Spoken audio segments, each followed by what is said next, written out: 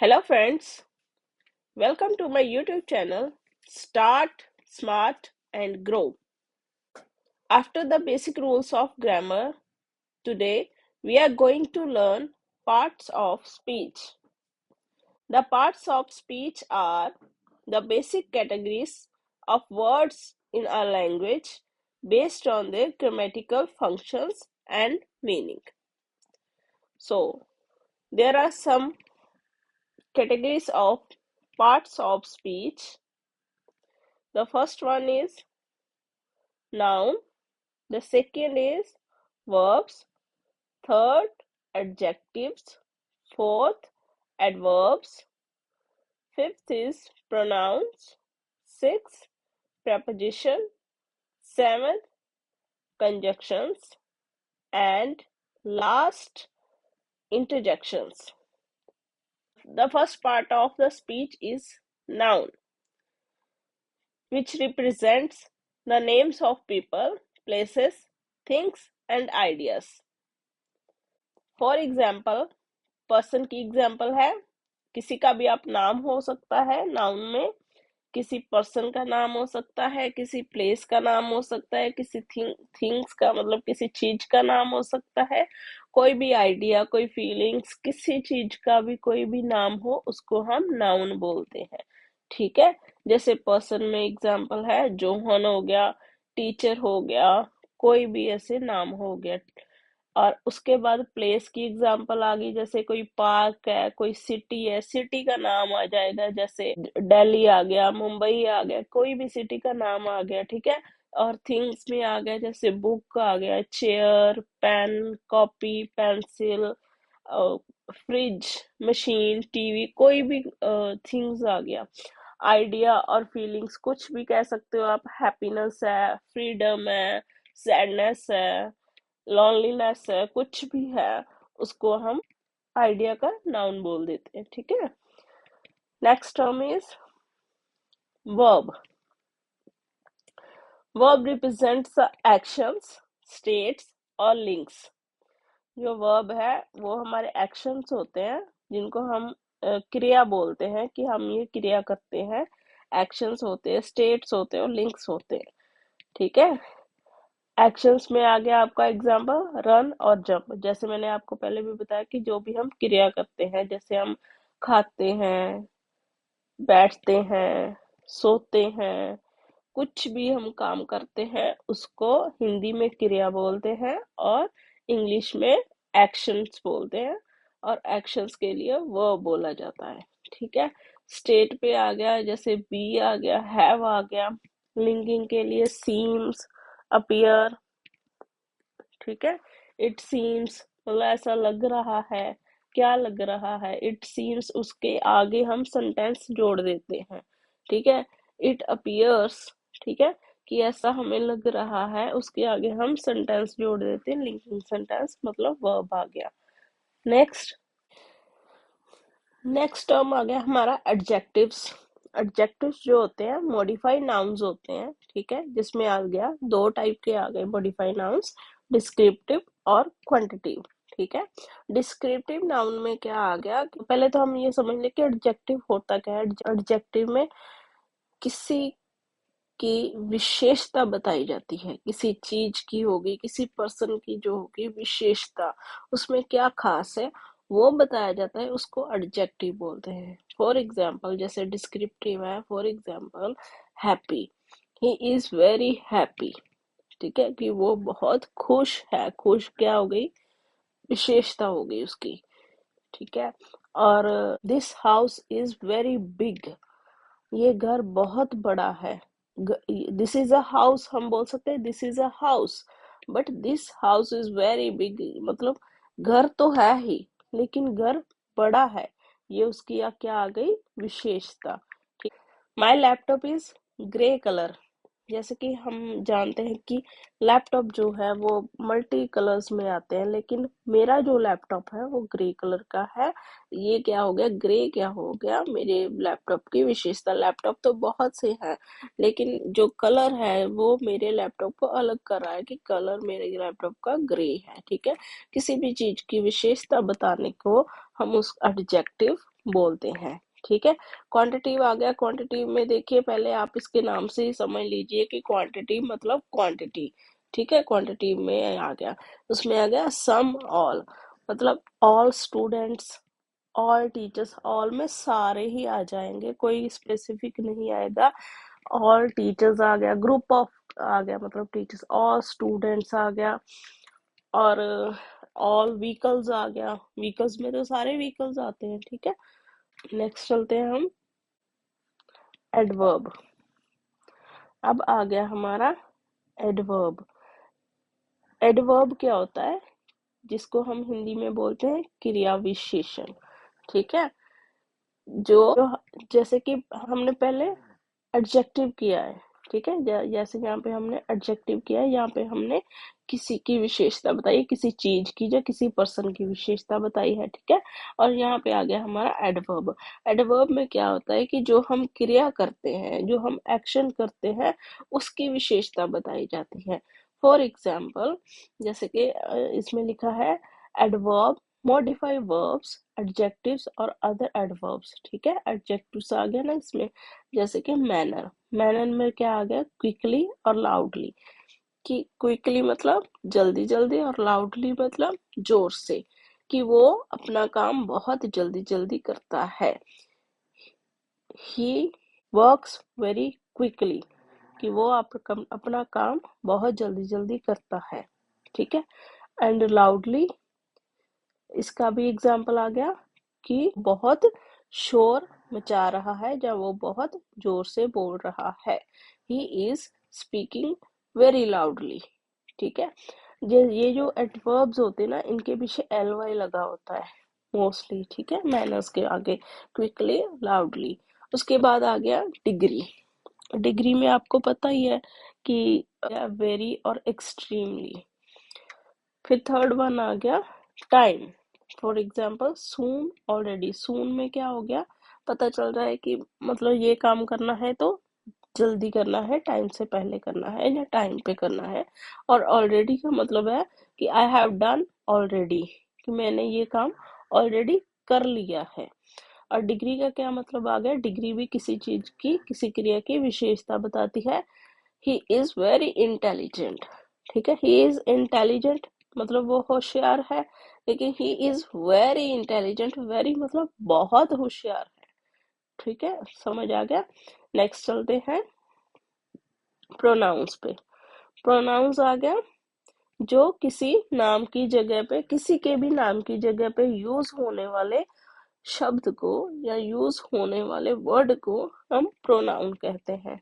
ठीक है, इसमें भी लिखा हुआ है रिप्लेस नाउन्स। पर्सन के नाम के लिए, जैसे हम पर्सन का किसी का नाम यूज करते हैं, तो उसके लिए जैसे मैं अपना नाम यूज करूँ, तो मैं अपने नाम के अलावा अपने अपने लिए आई यूज करूंगी। आपको सामने वाला है, हम उसको उसका नाम लेने की बजाय यू यूज करेंगे। आई, यू, ही, दे, ये आ गया प्रोनाउंस किसी पर्सन के लिए। ही, शी, दे। ठीक है, तो जैसे में आ गया माइन, योर्स। जैसे आई हो गया मैं, और माइन हो गया मेरा, यू हो गया आप, और योर्स हो गया आपका। ठीक है, रिफ्लेक्सिव प्रोनाउंस आ गया like my self, your self. ठीक है, डेमोन्स्ट्रेटिव प्रोनाउंस में दिस और दैट। और इंटेरोगेटिव में आ गया हु एंड व्हाट। डेमोन्स्ट्रेटिव में हम बोल सकते हैं दिस इज, मतलब किसी चीज के लिए हम यूज, किसी चीज का नाम लेने की बजाय हम दिस और दैट यूज करते हैं। इंटेरोगेटिव में किसी पर्सन का और किसी चीज का नाम लेने के लिए हु एंड व्हाट यूज करते हैं। ठीक है, बढ़ते हैं नेक्स्ट। नेक्स्ट है हमारा प्रेपोजिशन। ठीक है, प्रेपोजिशन में आ गया शो, लोकेशंस, डायरेक्शंस और टाइम। ठीक है, प्रेपोजिशन में हमें समझ आ रहा है जो वर्ड किसी सेंटेंस में उसके संबंध को दर्शाता है, उसे प्रेपोजिशन बोलते हैं। हिंदी में बताऊं तो शब्दों के बीच के संबंध को बताता है, उसको हम प्रेपोजिशन बोलते हैं। जैसे कि फॉर एग्जाम्पल यहाँ पे लोकेशन के लिए हम यूज करेंगे इन और ऑन का। For example the book is on the table, मतलब बुक कहाँ पे पड़ी हुई है, ये तो लोकेशन ही बता रहा है ना। बुक जो है टेबल के ऊपर पड़ी हुई है। ठीक है। डायरेक्शन, डायरेक्शन बताना मतलब किसी दिशा के बारे में बताना। तो जैसे टू और from, from where are you coming, मतलब आप कहाँ से आ रहे हैं, किस दिशा से आ रहे हैं। From where are you coming. Okay. And time, at what time, and during the time, and of the time, ये सारी एग्जांपल्स हैं टाइम की।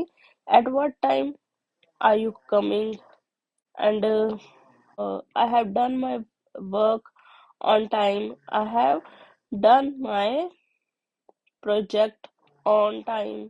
ठीक है, ये टाइम बताता है। ठीक है। नेक्स्ट चलते हैं कंजक्शंस। कंजक्शंस क्या होते हैं? कनेक्ट वर्ड्स और क्लॉजेस। इसका मतलब क्या है? शब्दों या वाक्यों को जोड़ता है। ठीक है।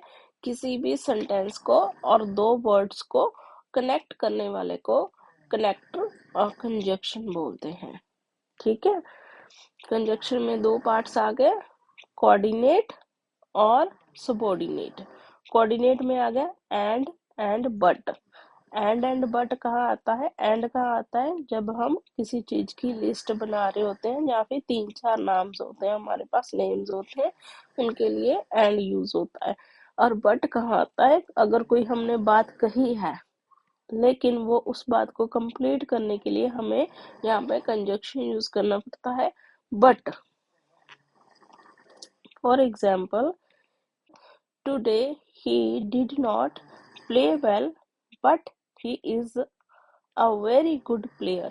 मतलब आज बेशक उसने अच्छा नहीं खेला है लेकिन वो एक बहुत अच्छा प्लेयर है। ठीक है, ये हमारा बट ऐसे यूज हो गया। और सबॉर्डिनेट में क्या आ गया? बिकॉज और ऑल्दो। ठीक है, ये बिकॉज और ऑल्दो कहाँ यूज होता है? ऑल्दो की एग्जांपल दे रही हूँ मैं आपको। For example, we are still very good friends although we rarely see each other।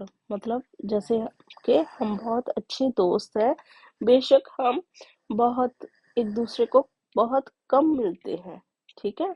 Although, for the next example, although he doesn't like camping, he goes a lot of music festivals। बेशक वो camping पसंद नहीं करता है लेकिन फिर भी उसने बहुत सारे फेस्टिवल्स जो है, म्यूजिक फेस्टिवल्स जो है वो अटेंड किए हैं।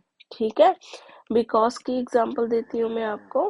आई want to go to Dubai because it's warm and beautiful.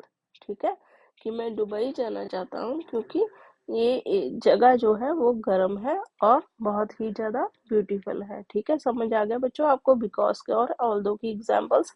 ऐसे भी मतलब इन चीजों ये चीजों जो है एक तो कंजक्शन का काम करती है। इनके बिना कई बार क्या होता है कि जैसे मैंने बोला I want to go to Dubai, एक तो मतलब अगर मैं इतना ही बोलूँ तो यहाँ तक भी सेंटेंस कंप्लीट है। बट अगर मैं बोलूँ इट्स वार्म एंड ब्यूटीफुल, किसके बारे में बात कर रही हूँ मैं? नहीं समझ आ रहा। अगर जो बीच में जो कंजक्शन लग गया बिकॉज, तो पता चल रहा है कि यहाँ पे दुबई के बारे में ही बात चल रही है। ठीक है। जैसे मैंने वो फर्स्ट सेंटेंस बताया था ऑल्दो वाला, we are still very good friends although we rarely see. मतलब अगर मैं बोलूं कि we rarely see each other, किसको हम बहुत कम मिलते हैं। इसके ऑल इससे पहले ऑल्दो लगा और ऑल्दो से पहले जो एक सेंटेंस लगा है we are still very good friends. और अगर मैं सिर्फ इतना लिख दूं कि we are still very good friends तो इसका मीनिंग बनता है, लेकिन ऑल्दो के बाद वाले का कोई इतना सेंस नहीं बन रहा है, इसलिए ये कंजक्शंस यूज होते हैं। नेक्स्ट चलते हैं इंटरजेक्शंस। इंटरजेक्शंस क्या होते हैं? Express motions. ठीक है, जो हमारी भावनाओं को प्रकट करते हैं उनको इंटरजेक्शंस बोलते हैं। फॉर एग्जाम्पल, ओह वाह, आउच, मतलब जो हमारी फीलिंग्स को, या बोलते हैं जो हमारे एक्सप्रेशंस को, हमारी भावनाओं को, हमारे इमोशंस को प्रकट प्रकट करते हैं, एक्सप्रेस करते हैं। मान लीजिए कि कोई चीज आपको बहुत अच्छी लगी, कहीं पे आप गए हैं तो वहां की लोकेशन आपको बहुत अच्छी लगी है, तो आपके आपके मुंह से अपने आप निकलेगा वाह, ऐसे करके निकलता है ना। तो वो क्या होता है, हमारी जो अंदर की फीलिंग्स होती है ना, उस जगह के लिए, उस स्पेसिफिक लोकेशन के लिए, उस चीज को, जो चीज प्रकट करती है, उनको बोलते हैं इंटरजेक्शंस। जैसे हमारे मान लीजिए कि चलते चलते ऐसे कुछ गिर गए या चोट लगी, तो क्या निकलता है, ओह, मतलब क्या, सैडनेस वाली फीलिंग आ गई यहाँ पे, ओह, ऐसा होता है ना। तो इस ये जो ये मतलब छोटे छोटे वर्ड्स हैं, वो हमारे इमोशंस को एक्सप्रेस करते हैं। ठीक है फ्रेंड्स। सो दोस्तों, ये पार्ट्स ऑफ स्पीच का हमारा चैप्टर था। इसमें हमने पार्ट्स ऑफ स्पीच के जो 8 टर्म्स है, 8 पार्ट्स है, हमने इनके बारे में जस्ट इंट्रोडक्शन की है आज। और इसके बारे में मैं आगे डिटेल वीडियोस बनाती रहूंगी और ऐसे ही अपलोड करती रहूंगी। अगर आपको मेरी वीडियोस अच्छी लगती है तो आप मेरे चैनल को सब्सक्राइब कर दीजिए, सो दैट आपको आगे ये वीडियोस मिलती रहें। ये याद रखिए कि ये पार्ट्स ऑफ स्पीच का सिर्फ इंट्रोडक्शन पार्ट है। ठीक है, इसके आगे ये सारे जो 8 पार्ट्स हैं, इन सब की डिटेल वीडियोस आएंगे, और डिटेल वीडियोस में हम मतलब पूरी डिटेल में बात करेंगे, समझेंगे। ठीक है, देखते रहिए चैनल, वीडियोस देखते रहिए, लाइक करें, शेयर करें। अगर आपको ये वीडियोस अच्छी लगती है तो सब्सक्राइब करिए। Thank you so much. और अगर आपको कुछ सुझाव है या कुछ हम इससे अच्छा कर सकते हैं, तो आप कमेंट बॉक्स में जाके कमेंट भी कर सकते हैं। ठीक है, थैंक यू सो मच।